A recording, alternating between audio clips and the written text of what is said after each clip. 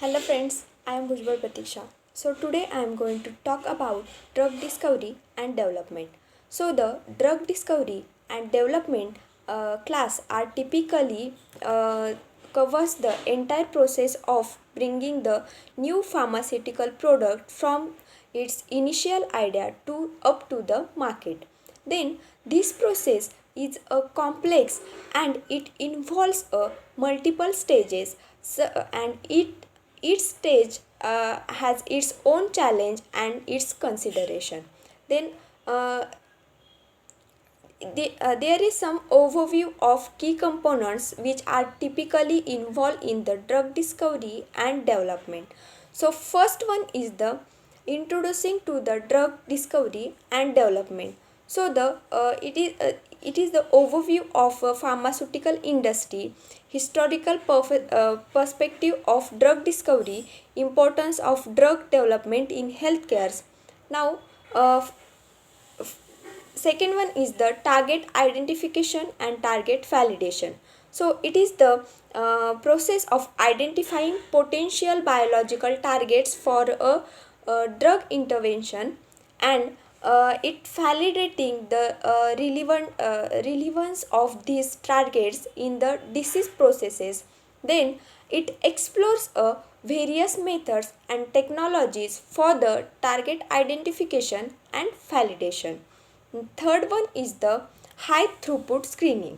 In this, it is the process in which it is introduction to the high screening methods. Then it implements of assays and test in the large libraries for the compounds. Then hit identification and the validation. Now fourth one is the lead optimization. In this, it is that strategy for improving the properties of identified hits. Then its chemistry approaches for the lead optimization. Then it balances the potency, selectivity and safety. Then fifth one is the preclinical development. So in the preclinical development, it is in the depth, it is the analysis of preclinical study to assess the safety and efficacy of drug candidate. Then it mainly involves a animal testing, pharmacokinetics and toxicologic study. Then it regulates a consideration and ethical issues in a preclinical testing. Now, next one is the clinical development. So, in this clinical development, there are four phases. That is phase 0, phase 1, 2, 3 and 4. In the phase 1, it is a first human trial. So objective of this phase is to determine the safety and tolerability of the investigational new drug in a small group of healthy volunteers. Then this stage is also called as a single ascending dose and multiple ascending dose studies.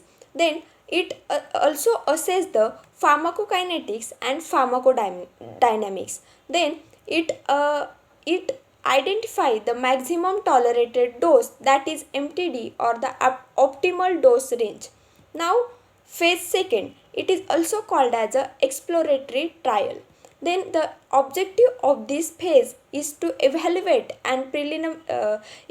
the preliminary efficacy and side effect profile of the drug in a large group of patients with the target disease or condition. Now it assess the effectiveness of drug in treating the targeted condition. Then it also evaluate safety and identify the common side effects. Now and it also determine the optimal dose and for the testing.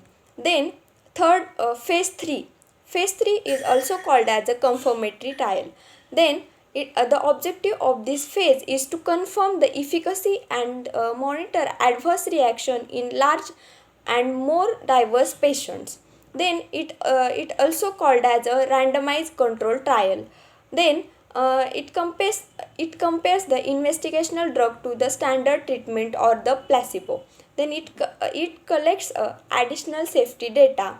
Then it provides substantial evidences for the drug efficacy for regulatory submissions.